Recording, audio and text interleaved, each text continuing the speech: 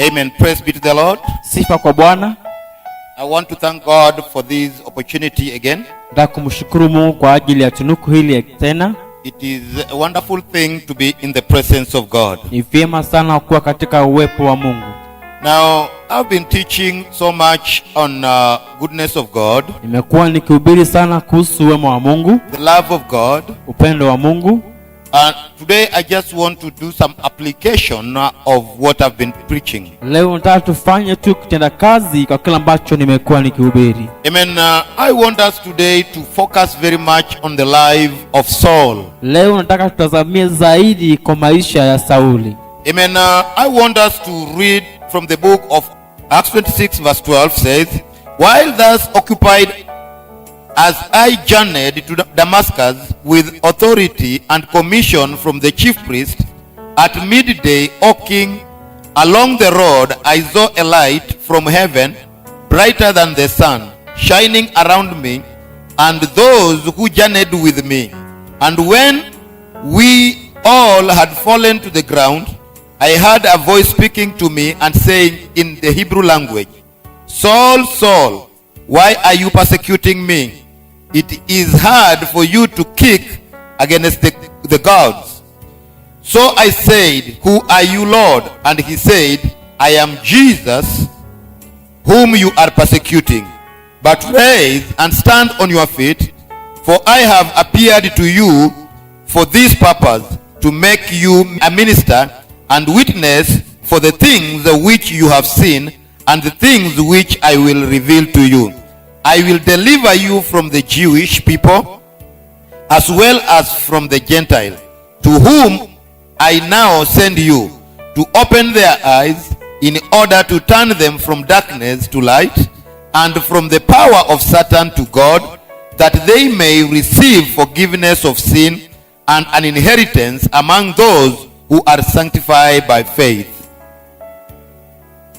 Basi katika kazi hiyo nilipokuwa nikienda Dameski, mwenye mamlaka na maagizo ya wakuu wa makuhani, mfalme, ndio wakati wa adhuhuri, njiani niliona nuru inatoka mbinguni ipitao mwangazo wa jua, ikanimulikia mimi na wale waliofuatana nami pande zote. Tukaanguka nchi sote. Nikasikia sauti ikisema nami kwa lugha ya Kiebrania, Sauli, Sauli, mbona waniudhi? Ni vigumu kwako kuupiga mateke mchoko.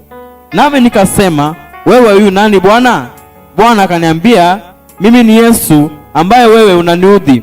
Mstari wa 16, lakini inuka ukamame kwa miguu yako, maana nimekutokea kwa sababu hii, nikuweke wewe uwe mtumishi wa shahidi na wa mambo haya niliyoyaona, na wa mambo ambayo katika hayo nitadhihirisha kwako. Amen.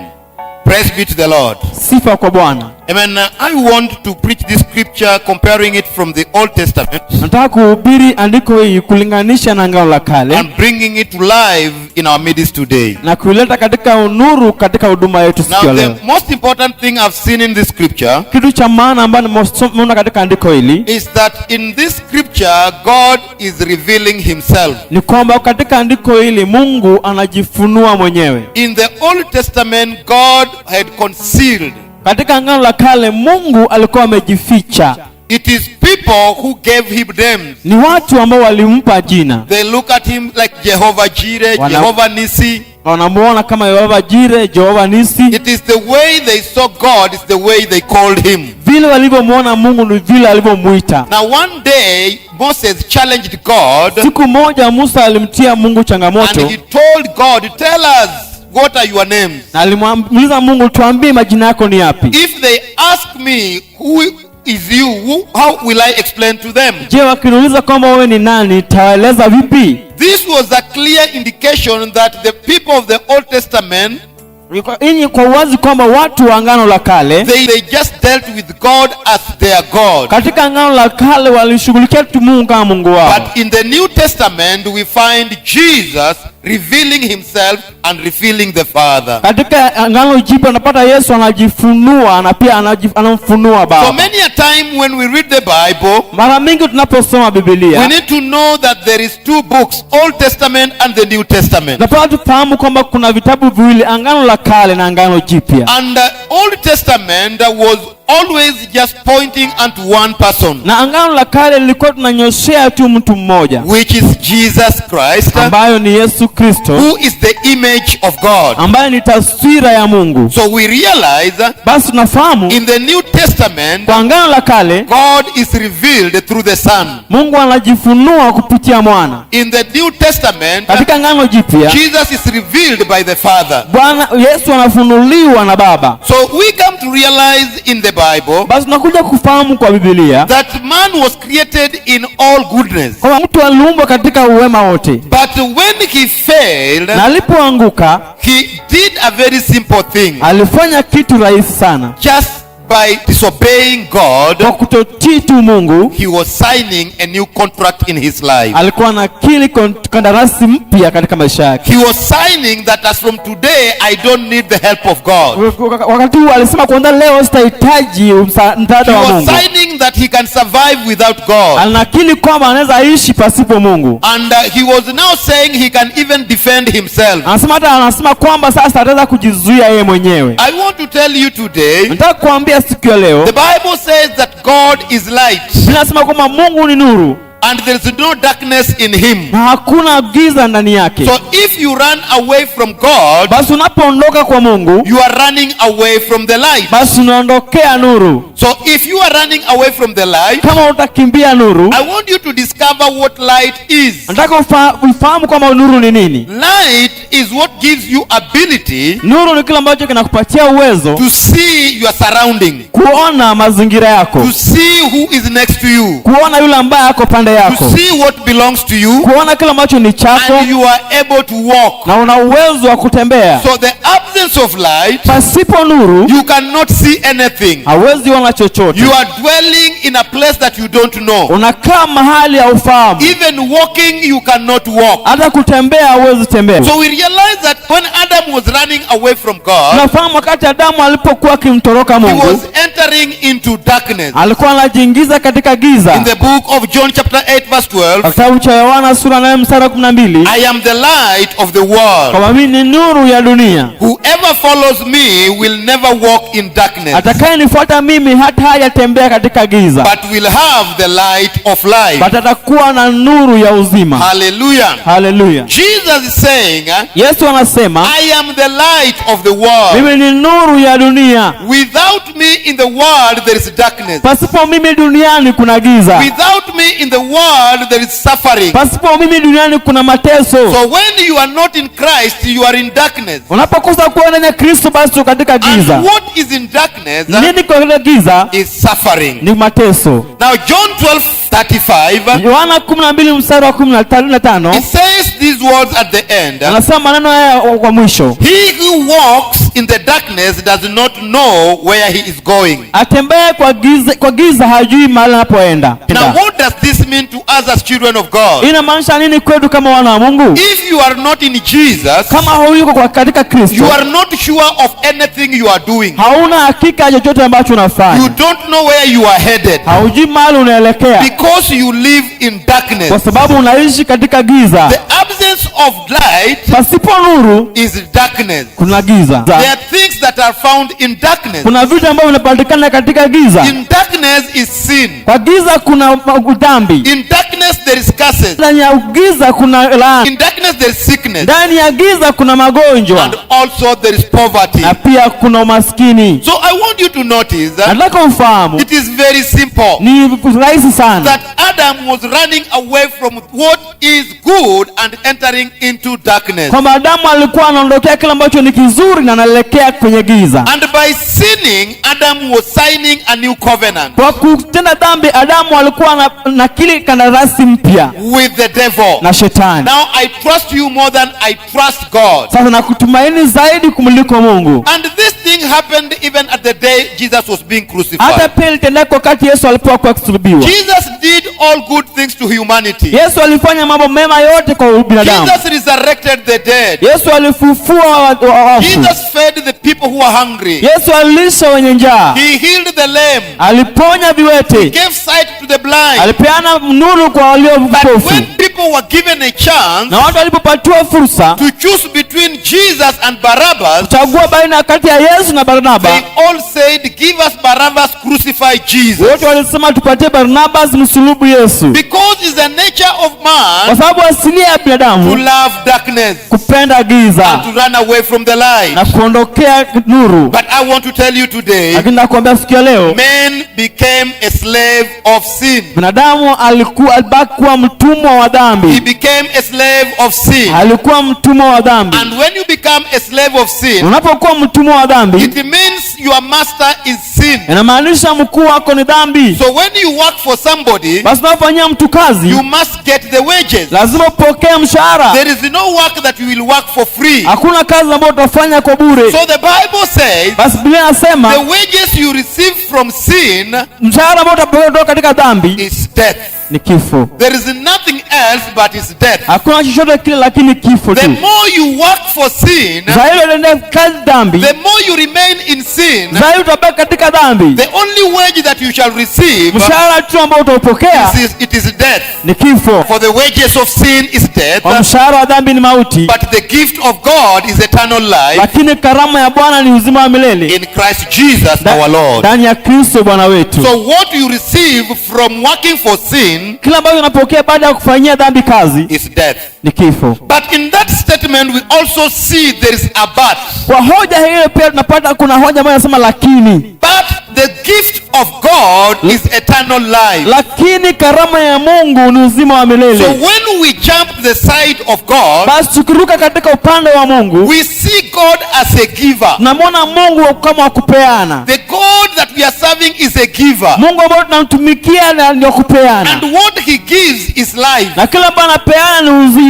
And I want you to note this, Nataka unakili hii that the life that he gives through Jesus kwamba nuru ambayo anapeana kupitia Yesu is not like the life that Adam was given in the land of Eden. si kama ile nuru maisha ambayo Adamu alipatiwa kule Edeni. The life that Adam was given in Eden, Maisha ambayo Adamu alipeana kule it was Edeni stopped by the devil ilisimamishwa na shetani when he accepted to sin. alipokubali kutenda dhambi. But when you come in Christ, Lakini unapokuja ndani ya the Kristo, life that God gives you, uzima ambao Mungu anakupa wewe it's eternal life. ni uzima wa milele. We come to realize in our lives Basi tunakuja kufahamu katika maisha that yetu, absence of God is absence of life. pasipo Mungu ni pasipo nuru. Absence of God is living in darkness. Kwa pasipo Mungu ni kuishi kwenye giza. And in God there is a gift of eternal things. Na ndani ya Mungu kuna karama ya vitu vya kimilele. God does not give things, Mungu hapeani vitu, but if he wants to give, he gives himself. na anapotaka kupeana anajipeana yeye, Because he knows in him there is everything. kwa sababu anajua ndani yake kuna kila kitu. God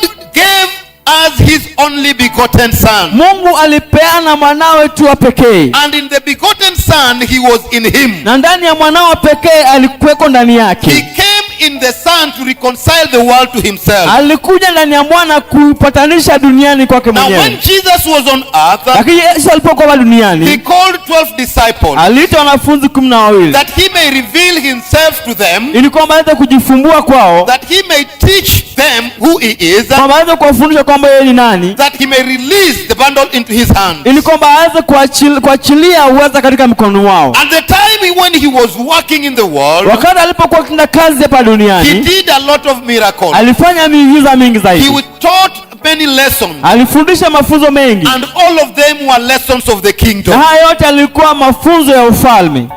And all these people that were walking with Jesus, na watu wote ambao walikuwa kutembea na Yesu they could not understand Jesus very well. hawangeweza kumuelewa Yesu vyema. That's why Jesus says, Kwa maana Yesu anasema, I have so much things to tell you, nina mambo mengi ya kuambia, but you cannot contain them now. lakini hauna uwezo wa So kuzishikilia Jesus sasa. did not tell them everything, Yesu hakuwaambia kila kitu, because they were just human beings. kwa sababu alikuwa tu binadamu tu, They were just followers of Jesus. alikuwa tu wafuasi wa Yesu. He told them, Aliwaambia, when I go, ninapoenda I shall send the Holy Spirit, nitamtuma Roho and the Mtakatifu, Holy Spirit will lead you in all truth. na Roho Mtakatifu atawaelekeza kwa kweli So we yote. come to realize Tunakuja kufahamu that it is through the Holy Spirit of God kupitia Roho Mtakatifu wa that Mungu now we are led into all truth. na kwamba tunaelekeza katika kweli So wote. it brings me now to the life of another man in the Bible Sasa inaleta katika maisha ya mtu mwingine kwenye by Biblia the name Saul. aitwaye Sauli. The scripture that we read is about Saul. Andiko ambalo tumesoma inamuhusu Sauli. Saul was before the Agrippas,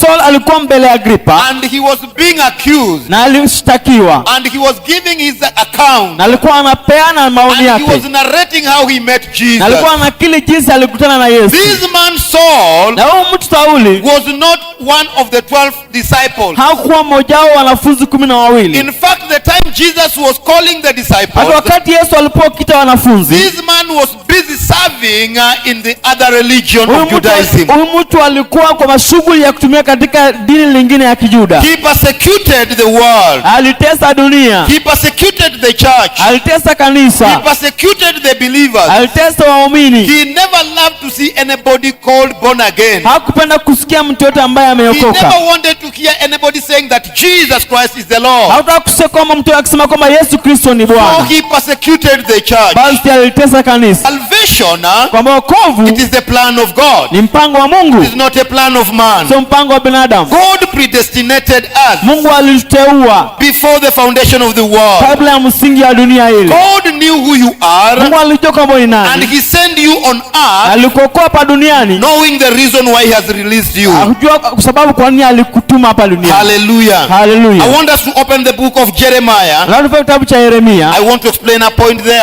na kuelezea hoja hapo. Jeremiah chapter 1 verse 4. Yeremia sura ya kwanza mstari wa 4 It says this way. nasema maneno haya: Then the word of the Lord came to me saying, neno la Mungu likanijia likisema, before I formed you in the womb, I knew you. kabla nilikuweka katika tumbo nilikufahamu, Before you were born, I sanctified you. kabla uzaliwe nilikuweka I safi, ordained you a prophet to the nation. nilikuteua nabii kwa mataifa. Hallelujah. Haleluya. This is what God is doing. Hii ni kile ambacho Mungu anafanya. He knew you before you were born. Alikufahamu kabla He hujazaliwa, knew you before you were put in the womb of your mom. alikujua kabla uwe katika utumbo wa So mamako. when you see these people moving around, Unapoona watu wakienda huku na all kule, these people are out of the plan of God. hao watu wote wako ndani ya mpango wa And Mungu. this reveals to us again Na yeye atufumbulia tena that God was with you before you came to earth. kwamba Mungu alikuwa naye kabla uingie hapa That is why duniani. he's telling Jeremiah, Ndio maana anaambia Yeremia, I knew you before I formed you in the womb of your mom. nilikujua kabla uende katika utumbo wa Many mamako. people don't know this Watu wengi hawajui hili because they were blinded by the God of this kwa sababu world. walipofushwa na Mungu wa dunia Before hii. you were born, Kabla hujazaliwa you were there.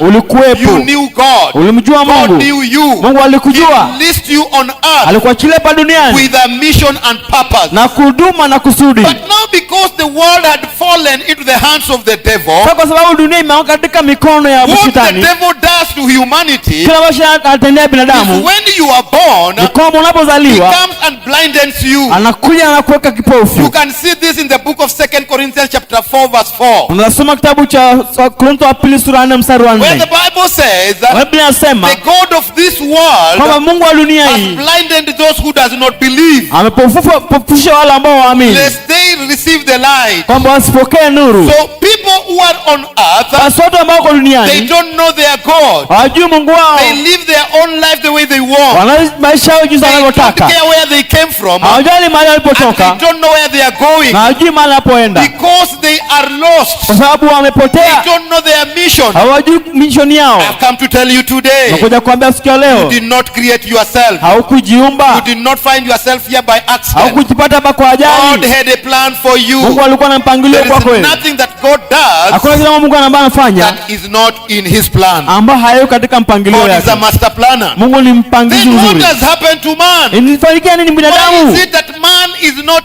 able to understand Ni himself? kwa nini binadamu hawezi kujielewa? I have said Nimesema that the devil has blinded man. shetani amempofusha He does binadamu, not know God, hamjui Mungu, and he doesn't want man to see God. anataka hata Mungu mtu amuone Mungu. This is what I want to talk about Saul. Hili kila ambacho nataka kuzungumza kuhusu Sauli. Saul was walking on earth. Sauli alikuwa anatembea duniani, He was doing things thinking that he's doing them right. alikuwa anafanya vitu akifikiria anafanya vyema. Saul went to be educated. Sauli alienda He akaelimika, was one of the best educated men. alikuwa mmoja wao ambaye amesoma zaidi. Saul was a Pharisee of the Pharisees. Sauli alikuwa mfarisayo wa Farisayo. Saul sat under Gamaliel. Sauli aliketi chini ya Gamalieli. Saul was one of the people who are doing very well. Sauli alikuwa mmoja wapo watu ambao walikuwa wanafanya He vyema. was rich. Alikuwa He tajiri, was powerful. alikuwa mwenye nguvu, He had authority. alikuwa na He mamlaka, was walking with the men of authority. alikuwa anatembea na watu wenye He mamlaka, was carrying the letter from the king. alikuwa anapeleka barua kutoka katika mfalme, Given all powers akipewa nguvu zote persecute the Christians, ya kutesa Wakristo, persecute the church. kutesa kanisa. Paul, in his own way, Paulo katika njia he zake mwenyewe thought that he has reached the end. alifikiria kama amefika He mwisho, thought he has everything. alifikiria kama ana kila And kitu. this is what is tormenting many people. Ni kile ambacho kinatesa watu That wengi. when you have money, Kama unapokuwa na when you pesa, have a car, unapokuwa na when gari, you have a job, unapokuwa na you kazi, don't want to think about God. basi kufikiria Mungu. Think that you have reached the end. Nafikiria umefika I mwisho. want to surprise you Nataka today. kushangaza siku ya leo. Many people want to think about Watu God wengi wanataka kufikiria kuhusu Mungu only when they are down, wakati wanapokuwa pale when chini, they are sick, wanapokuwa when wagonjwa, they are broke. wanapokuwa na But pesa, when they have everything, lakini wanapokuwa na kila they kitu, think that they are right. wanafikiria kwamba wako I sawa. have come to talk to you. Nakuja kuzungumzia That leo God formed you with a purpose. kwa Mungu alikuumba na The kusudi. life that you have Uzima ambao unao does not belong to you. si yako It wewe, is God who gave it to you. Mungu ambaye alikupa wewe. Saul, when he was walking, Sauli alipokuwa akitembea, the Christians were suffering. Wakristo walikuwa The wakiteseka, church was suffering. kanisa lilikuwa And they akiteseka, were running away from him. walikuwa wakimtoroka yeye. This day, Siku hii Saul was headed to Damascus Sauli alikuwa akielekea kule Dameski with a letter of authority na barua ya mamlaka going to persecute the children of God. kutesa wana wa Mungu. The Bible says Linasema on the way pale njiani there was a light that was brighter than the sun. kulikuwa nuru ambayo ilizidi jua. The holiness of God cannot be compared to the holiness of man. Utakatifu wa Mungu hauwezi linganishwa na utakatifu wa binadamu. Now, when Jesus revealed himself to Saul, Wakati Yesu alijifunua kwa Sauli, the first thing he noticed was the bright light. kilichokuwa ambacho alifahamu ni nuru iliyong'aa, The light that is above the light of the sun. nuru iliyozidi nuru ya jua, And this brought him down. na hii ilimwangusha It even chini, blinded him. hata kampofusha And yeye. out of the sky, Na kutoka katika pale he heard angani the voice. alisikia sauti, And this voice said, sauti likasema, Saul, Saul, Sauli, Sauli, why are you persecuting me? mbona waniudhi mimi? Paul looked at himself. Paulo He alijitazama, wondered, who is this alishangaa huyu that nani can bring down a man like me? ambaye anaangusha mtu Who is hivi chini? this? Huyu Who nani doesn't know that I have a letter of authority ambaye afahamu kwamba Who nina is barua ya this? mamlaka? Huyu nani that can make me lie down on the ground? ambaye alifanya nianguke chini So sakafuni? Paul called him as Lord. Sauli alimfahamu kama Bwana, And he came at the point of Moses, na akafika katika hoja ya Musa, where Moses wanted to know who God is. mahali Musa alitaka kufahamu Mungu ni And nani. Moses asked God, who are you? Wakati Musa alimuuliza Mungu ni nani, God said, I am who I am. Mungu alimwambia kwamba mimi ni God nani. could not tell Moses his name. Mungu hakumwambia Musa But jina now lake. in the New Testament, Lakini sasa katika Agano la Kale Paul is Jipya, asking God, who are you? Paulo anauliza Mungu ni You are nani. saying you want me to go Unasema unataka mimi niende and tell the people. niambie watu, You want me to go unataka mimi and niende preach to the people. na nihubirie watu. Who are you, Lord? Wewe ni nani Bwana? In the New Testament, Kwa Agano Jipya God is revealed. Mungu anafunguliwa. Jesus said, Yesu alisema, I am Jesus Christ whom you are persecuting. mimi ni Yesu ambao unamuudhi, I am the Savior whom you are mimi persecuting. ni mkombozi ambao unamuudhi. And this brought a big change in the life of Saul. Na ikaleta mabadiliko kubwa katika maisha ya Saul Sauli. came to realize Sauli alikamu kufahamu that the people that I'm persecuting kama watu ambao wanaudhi are the people who are on the right. ni watu ambao wako sawa. Paul also noticed Sauli pia alifahamu that Jesus is alive. kwamba Yesu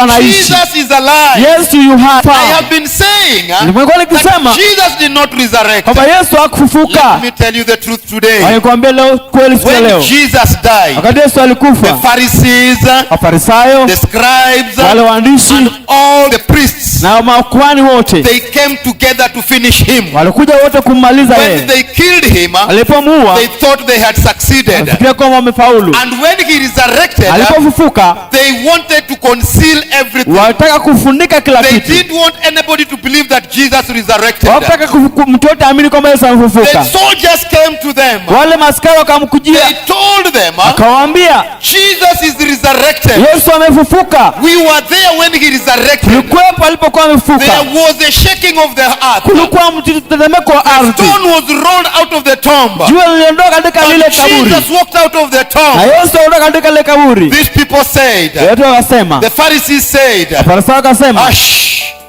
don't tell anybody sambie yote whatever you are saying. kila ambacho The mnasema. Bible says Biblia inasema they were given money. walipewa They pesa, were given whatever they wanted, walipewa chochote ambacho walikuwa so that wanahitaji, they should tell nobody kwamba asiambie mtu that yote Jesus is resurrected. kwamba Yesu amefufuka. I want to tell you today, Na kuambia siku ya the leo devil is doing the same today. Shetani anafanya vile He vile siku ya doesn't leo. want to know, Anataka ufahamu, doesn't want people to anataka know watu wajue that Jesus is kwamba resurrected, Yesu amefufuka, that Jesus is alive, kwamba Yesu that anaishi, Jesus is in heaven, kwamba Yesu ako mbinguni, seated on the right hand side of the Father. ameketi mkono wa kulia wa Baba. And this is what came to Saul. Na hii ni kile ambacho kilimkuja Saul Sauli. came to realize Sauli alikuja that kufahamu this Jesus that I hear, kwamba huyu Yesu ambao that namsikia, this Jesus that they are preaching, kwamba huyu Yesu ambao anahubiri he is alive. ako hai, He is resurrected. amefufuka, He can also talk. anaweza pia nena, He is able to see. ana uwezo wa kuona. Somebody say amen. Tutasema amina. Now this changed the life of Saul. Ilibadilisha maisha ya Sauli. When he became blind, he Alipokuwa kipofu, was taken to somebody's house. alipelekwa katika nyumba ya He mtu, stayed there for 3 days akawekwa siku 3 and 3 nights, au siku not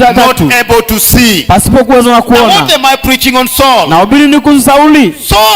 Sauli Thought that nothing can bring him down, alifikiria kuna kitu but ambacho he kinamweka has met chini, the Lord. lakini amekutana He na has Bwana, met the light. amekutana na He nuru, has met his destiny. amekutana na hatima And yake. God told him, Na Mungu akamwambia, your destiny hatima is yako to go back to the world ni kurejea kule and duniani, preach the gospel. ahubiri Injili. Tell them, Nawaambia come out of the kingdom of darkness watoka katika ufalme wa and giza, come to the kingdom of light. waingilie ufalme wa Come nuru, out from the kingdom of darkness waondoke ufalme wa and giza, come to the kingdom of light. waende katika nuru, The kingdom of Satan Wewe ufalme to wa the shetani. kingdom of God. ufalme wa Mungu. That is what God was telling Saul. Ile kile ambacho Mungu alikuwa anamwambia Sauli, The same way he was talking to Jeremiah. vile vile alimwambia I Yeremia, called you to be a prophet. nilikuja kuwa nabii, I have given you power. nakupa nguvu, You go there as a prophet. unaenda pale kama I nabii, have anointed you as a prophet. nimekutia mafuta kama The nabii. same thing he's telling Saul, Vile vile anamwambia Sauli, who was living in blindness, alikuwa anaishi katika who was giza, living in darkness. alikuwa anaishi katika giza. Even today as I'm speaking, Hata leo there are ninaponena, people who are living in darkness. kuna watu ambao wanaishi They katika have giza, never met the light of Jesus. wanakutana na nuru ya They Yesu, look unto themselves. wanajitazamia, They think they are complete. wanafikiri kwamba They think they wamemalizika, have obtained everything. wanafikiri kwamba wamepokea kila I've kitu. come to tell you today, Nakuja kuambia siku ya there leo, is nothing you have accomplished in life without Jesus. hakuna chochote ambao umetimiza katika I maisha have pasipo come to Yesu. tell you today, Nakuja kuambia, there is nothing you have without Jesus. hakuna chochote unacho pasipo All Yesu. the things that you are having, Chochote kile they ambacho are unacho things of this earth, ni vitu vya dunia and hii, they are going to perish. na yote kuangamia, But in Jesus, lakini ndani yake in Kristo, Jesus, ndani yake there is Yesu eternal kuna life. uzima wa milele. Everything that comes from Jesus Kila kitu kinageukia is Yesu eternal. ni uzima. So let us look at this man Saul. Kwa hiyo mtazame huyu mtu Sauli. Saul was confronted with the great light, Sauli alikutana na nuru kuu, and when he saw the light, alipoona nuru he knew who God is, alijua Mungu ni and nani, he turned his life, na akakutana na maisha and he yake, started following Jesus. akaanza kumfuata Yesu. The people who are running away from Paul, Watu ambao walikuwa wanamtoroka they Pauli discovered now Paul, walifahamu kwamba the Paulo same man who was persecuting the church, mtu yule ambaye alikuwa he akijudhi is kanisa now converted. sasa He amebadilika, is now a son of God. sasa ni mwana wa He Mungu, is now speaking in tongues. sasa ananena katika He is ndimi, now preaching the same sasa Jesus. anahubiri huyu Yesu. The Pharisees, Wafarisayo they were waiting for Paul to come walikuwa wanasubiria Paulo from akuje Damascus kutoka kule Dameski, after killing the Christians, baada ya kuwa Wakristo, putting them to chains. baada ya kuweka katika Do you gereza. know the message they received? Sasa wana ujumbe ambao They wanapokea, were told aliambiwa even Paul hata Paulo is now saved. sasa ameokoka, Even Paul Ya Paulo is now converted. sasa I amebadilika. am speaking to you, man of God. naonea wana wa Mungu, You are a man of wewe God. ni mtumishi wa You are a Mungu, child of wewe ni God. mwana wa God Mungu, is calling you Mungu anakuita, because you are living in darkness Sasa unaishi katika and giza. he is waiting for you. anakusubiri wewe. There is a purpose to why he called you. Kuna kusudi kwa nini There is a alikuita, purpose to why you are who you kuna are. kusudi kwa nini wewe He wants to uliojizika, use you anakutumia in his kingdom. katika ufalme wake. Somebody say amen. Tuaseme amina. Look into your life. Tazama maisha yako, Ask yourself, jiulize, who am I? mimi ni And nani why am I living the life I'm living? ambao naishi maisha nayoishi? Saul was educated. Sauli alikuwa na elimu, But the education that he was educated, lakini elimu aliyopata, he elimu counted it as dung alihesabu kwa when bure he compares with the knowledge of Jesus. alipofananisha na maarifa ya Yesu. Somebody say amen. Tuasema amina. Chote Everything in this kila world kitu hapa is duniani not going to show you anything. endi kuonyesha What chochote. you need in this world Kama unahitaji hapa is that you duniani need to understand God. niwe kwamba uweze kuelewa You need to Mungu, live in the life, unafaa uishi katika knowing that you uzima, are a child of God. kwa kufahamu kama ni mwana wa Mungu. Hallelujah. Haleluya. So Jesus Basi Yesu is revealed in the New Testament. anafunuliwa katika Agano Jipya. Jesus Yesu is revealed to those who are looking for him. anafunuliwa kwa wale ambao wanamtafuta. I want to say this. Nataka kusema hii, Paulo Paulo was going to kill Christians, alikuwa anaenda kuwa Kristo, but he met Jesus. lakini alikutana na He Yesu. could not stand the light Angeweza kujizuia katika hiyo nuru, because the light is so bright. kwa sababu nuru ilikuwa mwanga sana. Stop living in darkness. Wacha kuishi katika giza, Come to Jesus. kujia Now Yesu. Jesus said to him, Yesu akamwambia, I am Jesus Christ, kwa mimi ni Yesu whom you are Kristo persecuting. ambao unamuudhi, You are persecuting me. unaniudhi mimi. What does this mean to you as a child of Inamaanisha God? nini kama uko mwana wa Mungu? You are Jesus. Wewe ni Yesu. Anybody touching on you Yote bana is kugusa wewe, touching on Jesus. anamguza Yesu. Anybody talking about you Kuna mtu is anazungumza talking kuhusu wewe, about Jesus. anazungumza kuhusu Yesu. Anybody who is pointing to the man of God Yote bana is anyoshia mtu wa pointing Mungu, unto Jesus. anamnyoshia Yesu. That is why Jesus is saying, Ndio maana Yesu anasema, you are persecuting me, Paul. unaniudhi mimi Paul Paulo. could ask himself, Paulo how angejiuliza, am I persecuting you? nakudhiaje This wewe? is the same question Hii ni swali in the lile world today. dunia sikia Many leo. people are persecuting Jesus Watu wengi wanamuudhi Yesu kwa because sababu they have refused to trust in him. wamekataa kumtumainia He yeye, has refused to trust in him. wamekataa They kumtumainia have yeye, pointed fingers unto preachers. wamenyoshea mikono They are wawili, saying these people are just out for money. kama watu wako nje kwa These ajili ya people are pesa, out just for business. hawako kwa pale nje kwa sababu ya Let me tell biashara. you today, Lakini naambia sikia yes, leo, we are in the business. sio ndio katika And it biashara, is the business of the Lord. na ni It is biashara ya the Bwana, business about the soul. biashara kuhusu We nafsi. feel happy Na Yesu when we vyema see the people of God na Bwana wa who Mungu are lost ambao coming waliopotea back to Christ. wakimrejea Kristo. Anything that is lost Chochote ambacho kimepotea is something that was in its place, ni kitu ambacho ilikuwa mahali but pake, now it is not in its place. lakini sasa haiko sehemu yake. If you had money in your pocket Kama ulikuwa na pesa and mfukoni that mwako money is not there na again, hiyo pesa haipo sasa, it means the money is lost inamaanisha pesa because imepotea it is not in its place. kwa sababu haiko mahali We pake. are lost Tumepotea because we are not in the purposes of kwa God. sababu bado katika kusudi ya When Mungu. when we refuse Jesus, Tunapomkataa Yesu, when we refuse the message of the cross, tunapokataa ujumbe wa we are msalaba, lost tumepotea because we did not bring ourselves on earth. kwa sababu hatu kujienda hapa duniani. We are here because God wants us to be here. Kwa hivyo kwa sababu Mungu anatuhitaji tukue hapa. Jesus came for his own. Yesu alikuja walio They did wake not know him. na They did hawakumfahamu, not know him. hawakumfahamu. Why is it that they did not know him? Ni kwa nini It hawakumfahamu? is because they were blinded Ni kwa sababu by walipofushwa the devil, na not to shetani, know their God, wasifahamu Mungu know wao, their Father. wasikie baba I've yao. come to tell you today, Nimekwambia sikia leo, anybody who is listening to my yote voice, wasikia sauti you yangu, are a child of wewe ni God. mwana wa You are a Mungu, lost one of wewe ni God. yule potea wa Mungu. Jesus talked about the prodigal Yesu son. anazungumzia kuhusu mwana He mpotevu. said the prodigal Sasa son mwana was mpotevu living a good life with the alikuwa father. anaishi maisha mazuri He na was baba, staying with the father at home. alikuwa anakaa na baba He pale was nyumbani, enjoying all the wealth. alikuwa anafurahia tajiri But he wote, had a desire lakini alikuwa to anatamanio live away from the father. muondokea baba yake. Took everything that he wanted from the father. Alichukua kila kitu ambacho alikuwa anahitaji kutoka kwa baba yake, Everything that belonged to him. chochote ambacho kilikuwa And he yake, he went to a far country. akaenda katika nchi ya In the mbali. far country, Katika nchi ya your mbali, father cannot reach you. baba yako hawezi In the kufikia. far country, Nchi ya mbali, you are away from the reach of God. kwa nje ya upendo wa Mungu. This son, Ina mwana when he was in the far country, alipokuwa nchi ya mbali, spent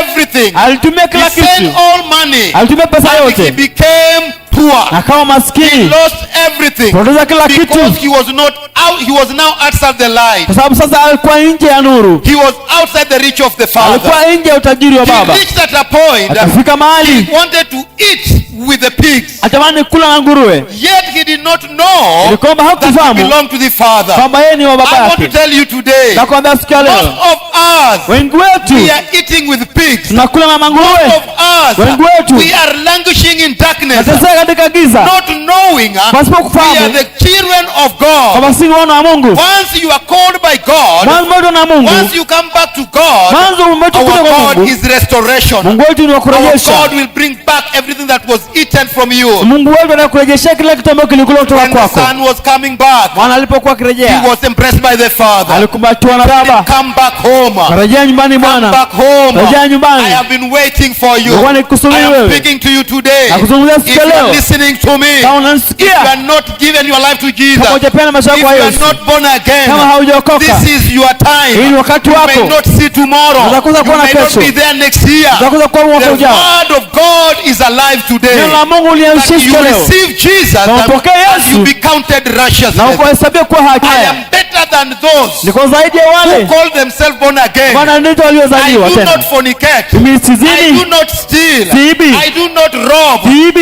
I am better than them. niko zaidi ya I wale. want to tell you today, Na kuambia siku ya that leo, is not a ticket for heaven. hiyo si tikiti ya kwenda You mbinguni. cannot enter into heaven Uweze na mbinguni with your own goodness. na wema You wako, cannot enter into heaven uweze na mbinguni or your own perfection. na kazi yako The mema. book of Isaiah tells Kabla us Daktari Stein anasema our righteousness haki yetu is like filthy rags ni kama in matambara the eyes of God. katika macho ya We Mungu. cannot take ourselves to heaven. Hatuwezi kujipeleka katika kule It mbinguni is only through Jesus. kupitia tu It Yesu, is only through Jesus. kupitia tu I Yesu. love the message of the cross. Napenda injili ya Because msalaba, the cross sababu msalaba makes us go through to the other side. alifaa tupeleke katika We are sehemu moving nyingine, from the darkness kutoka katika giza through the cross kupitia to msalaba the other katika side. ile ng'ambo The nyingine. cross is for you. Msalaba ni kwa ajili The cross yako. of Jesus is because of you. Msalaba wa Yesu I kwa talk ajili to you yako. today. Nakuzungumzia I siku ya talk leo. to you, man of God. Nakuzungumzia mwana wa I Mungu. talk to you, child of God. Nakuzungumzia mtumishi mwana wa That this Mungu, message is yours. kwamba ujumbe huu ni Come wako, to Jesus. kujia Yesu. Because the life that we are living, Kama maisha ambayo tunaishi, the life of this earth maisha ya dunia hii is not eternal. si ya But the milele, life of Jesus lakini maisha ya Yesu is eternal. ni ya You milele. shall never regret. Hautaijuta. Paul never regretted. Paulo hajaijuta, He decided to walk away from the rulers. aliamua kutoka kuondokea He waongozi, decided to walk away from the authority of this world. aliamua kuondokea mamlaka ya dunia Decided to hii, join the children of God. aliamua kungamana na wana wa Mungu, Decided to preach the gospel. aliamua kuhubiri injili, Decided to do the things of God. aliamua kufanya vitu vya Mungu, And he became a son of God. na kawa mwana wa Mungu. Even you today Hata leo siku ya can leo change your life. unabadili maisha God can yako, change your life unabadili maisha by yako only believing. kwa kuamini tu. Salvation is not anything Wokovu si chochote but kile, only believing. lakini kuamini There tu. is no another thing Hakuna chochote that you kile need to give to God ambayo unapata kumpa but Mungu, only believing kuamini that tu Jesus Christ kwamba Yesu died Kristo for you. alikufa kwa He ajili was yako, buried and he akafuzikwa, resurrected akafufuka because of you. kwa ajili And yako, today he is seated on the na heaven, leo on ameketi the kule right hand mbinguni side of na God, mkono wa kulia wa Baba interceding for you. kukuombea wewe. I said the other time, Nilisema wakati it's mwingine, not the will of God for anybody to perish. si mapenzi ya Mungu yote It's not the will kuteseka, of God anybody to die in sin. si mapenzi ya Mungu kwa mtu yote The kufa heart katika of dhambi. God bleeds when a sinner dies. Moyo wa Mungu unatoka damu wakati mtenda dhambi Let me anakufa. take this opportunity Wacha to nichukue fursa tell hii you that Jesus loves you. kwambia kwamba Yesu And anakupenda, today, na leo I will not leave you without telling you sitakuacha pasipo that kuambia Jesus is waiting for your decision. kwamba Yesu I'm anasubiria saying to uamuzi you, wako. Jesus is waiting for your decision. Yesu anasubiria uamuzi Jesus wako. wants you to turn to him. Yesu anakuhitaji Jesus wants you to umgeukie. believe the gospel Yesu anataka so uamini that he may Injili, put his eternal life to you. kwamba yake uzima milele All ndani the yako. things of this world are just passing Vitu away. vya dunia inapita tu. Yes, receive the message of Jesus. Hiyo pokea ujumbe wa Yesu. Where you are right now, Mahali ulipo you sasa can hivi, receive Jesus. pokea ujapokea Where you Yesu. are, just pray with me this prayer. Omba nami ombi hili. Say, Jesus, Sema Yesu, I've heard the message. nimesikia ujumbe. I have trusted in you. Nimekuamini wewe. As from today, Kuanzia leo I surrender. I najiwekesha turn back to you. na kugeukia wewe. Lead lead my life. Ongoza maisha yangu. I need the life of light. Nataka uzima I wa need milele. eternal life. Nataka uzima wa I milele. am tired of the devil. Nimechoka na I'm shetani. tired of darkness. Nimechoka na giza. As from today, Kuanzia I sasa am the child of God. mimi ni mwana wa Mungu. In Jesus' name. Kwa jina la Yesu. Can somebody say Na amen? mtu aseme If you amina. have said that prayer, Kama umesema ombi you are a hilo, child of God. wewe ni mwana You wa are Mungu. now a new person. Wewe ni mtu The mpya. old has gone away. Ya kale If yamepita. you die now, Ukifa you are sasa, going in the hands of the Lord. katika mikono wa Mungu. Simply because Kwa follow you have tu. believed in Sababu Jesus, umemwamini and you Yesu. shall never regret. Hautaye juta. In Jesus, Kwa jina la there Yesu. is everything. Kuna kila kitu. Find a church Pata where kanisa they are preaching Jesus, ambapo wanahubiri not where Yesu. they are preaching prosperity. Find a church Tafuta kanisa where Jesus is the answer of the day. mahali Yesu Find jawabu a ya church siku. Tafuta where you will kanisa be taught the doctrine of Jesus, mahali utafundishwa dini ya Yesu and you shall see the goodness of the Lord. na utaona uwema wa May Mungu. God bless you. Mungu akubariki. Amen. Amina. Thank you.